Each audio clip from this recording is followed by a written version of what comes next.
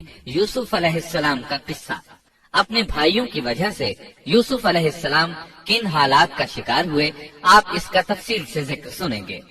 اللہ تعالیٰ سورہ یوسف آیت 4 اور 5 میں فرماتے ہیں، جب یوسف نے اپنے باپ سے ذکر کیا کہ ابا جی، میں نے 11 ستاروں اور سورج چاند کو خواب میں دیکھا ہے کہ وہ سب مجھے سجدہ کر رہے ہیں۔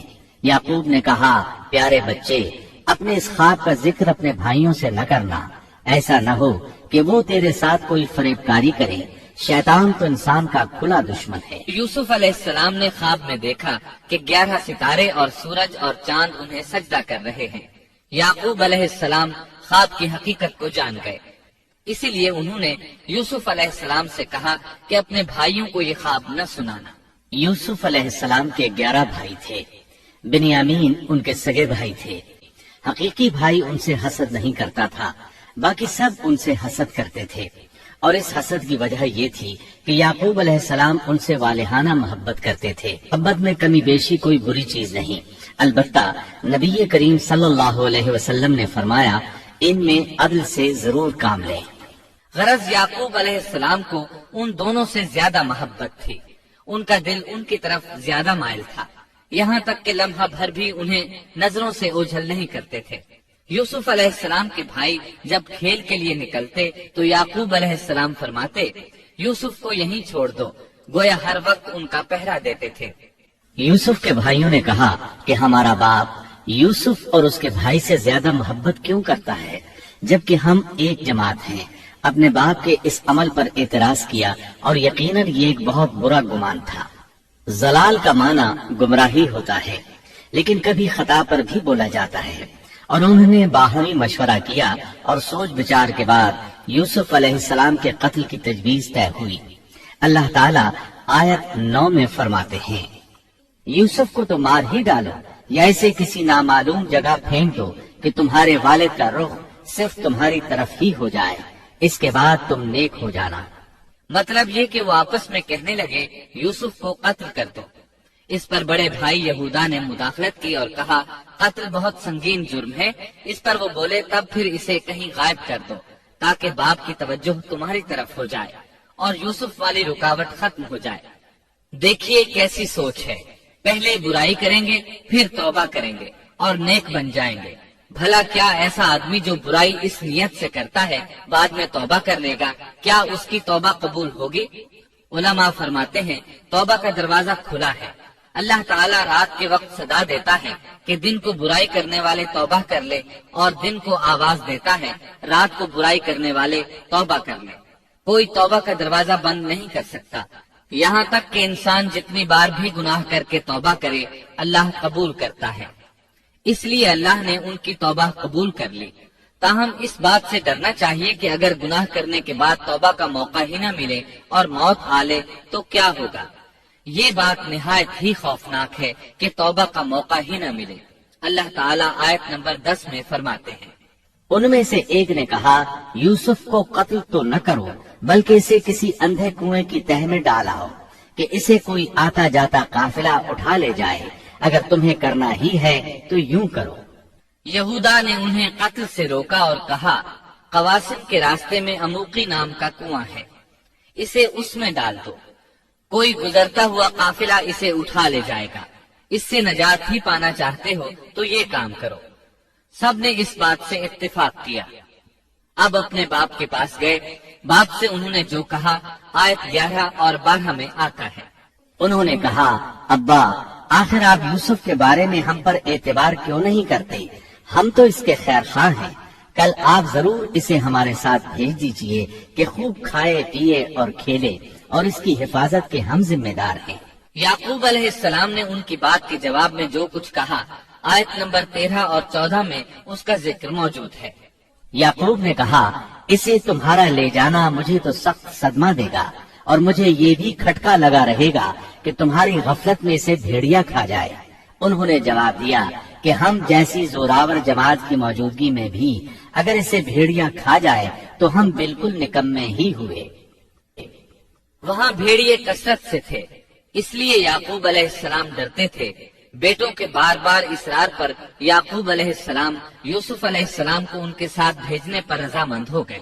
अल्लाह ताला आयत 15 में फरमाते हैं, फिर जब उसे ले चले और सब ने मिलकर ठान लिया कि उसे गैर आबाद गहरे कुएं की तह में फेंक दे, हमने यूसुफ की तरफ वही की कि यकीनन वक्त आ रहा है कि तू उन्हें इस माजरे की खबर इस हाल में देगा कि वो जानते ही न होंगे। आखिरकार कुएं के पास पहुँचे और मशवरे के मुताबिक उन्हें कुएं में डाल दिया। यूसुफ अलैहिस्सलाम कुएं में एक पत्थर पर गिरे। यूसुफ अलैहिस्सलाम को कुएं में डालने के बाद उन्होंने घर जाने की तैयारी की। आयत नंबर 16 में आता है, और इशा के वक्त वो सब अपने बाप के पास रोते हुए पहुँचे। अब यूसुफ अलैहिस्सलाम के भाइयों ने बाप को तफसील सुनाई। अल्लाह ताला इसका जिक्र आयत 17 में फरमाते हैं, और कहने लगे कि अब्बा जी, हम तो आपस में दौड़ने लग गए और यूसुफ को हमने सामान के पास छोड़ा, बस उसे भेड़िया खा गया। आप तो हमारी बात नहीं मानेंगे, वो हम बिल्कुल सच्चे ही हों। सो उन्होंने ये बात बताई, लेकिन इससे झूठ साफ जाहिर हो रहा था, जैसा कि अगली आयत में है। और यूसुफ के कुर्ते को झूठ मूठ के खून से खून आलूद भी कर लाए थे।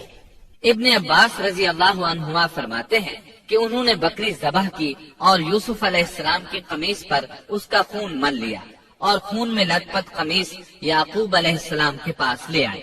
जब याकूब अलैहिस्सलाम ने देखा तो फरमाने लगे, ये भेड़िया भी कितना रहमदिल था, मेरे बेटे को तो खा लिया और कमीज को कुछ नहीं कहा। तुम्हारी अक्ल कहाँ है? इस बात का जिक्र आयत 18 में है। बाप ने कहा, यूं नहीं, बल्कि तुमने अपने ही दिल से एक बात बना ली है, बस सब्र ही बेहतर है और तुम्हारी बनाई हुई बातों पर अल्लाह ही से मदद की तलब है। उधर दूसरी तरफ क्या हुआ? आयत 19 में अल्लाह फरमाते हैं, और एक काफिला आया और उन्होंने अपने एक पानी लाने वाले को भेजा। उसने अपना डोल लटका दिया और कहने लगा, वाह वाह, खुशी की बात है, ये तो एक लड़का है। उन्होंने उसे माले तिजारत करार देकर छुपा दिया और अल्लाह उससे बाखबर था जो वो कर रहे थे। तफसील इसकी ये है कि एक काफिला उस कुएं के पास से गुजरा जिसमें यूसुफ अलैहिस्सलाम मौजूद थे। उन्होंने पानी की तलाश में एक खादिम को भेजा। वो कुएं तक पहुंचा। उसने कुएं में डोल लटकाया। यूसुफ अलैहिस्सलाम उस डोल में बैठ गए। खादिम ने डोल निकाला तो उसमें एक खूबसूरत बच्चे को देखा। मारे खुशी के वो पुकार उठा, यहाँ एक लड़का है। उस जमाने में गुलामों और लौंडियों की तिजारत होती थी। उन्हें खौफ महसूस हुआ कि कहीं ये लड़का उनसे छिन न जाए। इस खौफ के पेश नजर उन्होंने यूसुफ अलैहिस्सलाम को छुपा लिया। ये काफिला मदाइन से मिस्र जा रहा था। जब ये मिस्र पहुँचे तो उन्होंने यूसुफ अलैहिस्सलाम को मामूली कीमत में फरोख्त कर दिया। इब्ने अब्बास रज़ी अल्लाह अन्हुमा फरमाते हैं कि उन्होंने यूसुफ अलैहिस्सलाम को सिर्फ 20 दिरहम में बेच दिया और ये निहायत मामूली कीमत थी। आयत नंबर 21 में है, मिस्र वालों में से जिसने उसे खरीदा था उसने अपनी बीवी से कहा कि इसे बहुत इज्जत और एहतराम के साथ रखो। बहुत मुमकिन है कि ये हमें फायदा पहुंचाए या इसे हम अपना बेटा ही बना लें। ये शख्स मिस्र का वजीर खजाना था, बे औलाद था। उसने सोचा शायद ये लड़का बड़ा होकर अच्छा इंसान बने, लिहाजा क्यों न हम इसे बेटा बना लें। इस तरह यूसुफ अलैहिस्सलाम वजीर खजाना के घर पले बढ़े। वजीर खजाना अजीज मिस्र कहलाता था। अजीज ने आपको बेटों की तरह रखा। आप कुछ बड़े हुए तो शाही महल की देखभाल आपके जिम्मे लगा दी गई। शाही महल के तमाम इख्तियारात आपके सुपुर्द कर दिए गए। अल्लाह ताला आयत 21 और 22 में फरमाते हैं, यूं हमने मिस्र की सरजमीन में यूसुफ का कदम जमा दिया कि हम उसे ख्वाब की ताबीर का कुछ इल्म सिखा दें। अल्लाह अपने इरादे पर गालिब है, लेकिन अक्सर लोग बेइल्म होते हैं। और जब यूसुफ पुख्तगी की उम्र को पहुंच गए तो हमने उसे कुव्वत फैसला और इल्म दिया। हम नेककारों को इसी तरह बदला देते हैं। यूसुफ अलैहिस्सलाम बहुत पाकीज़ा और तौहीद वाले माहौल में परवान चढ़े। घर का सारा इंतजाम इन्हीं के हाथ में था।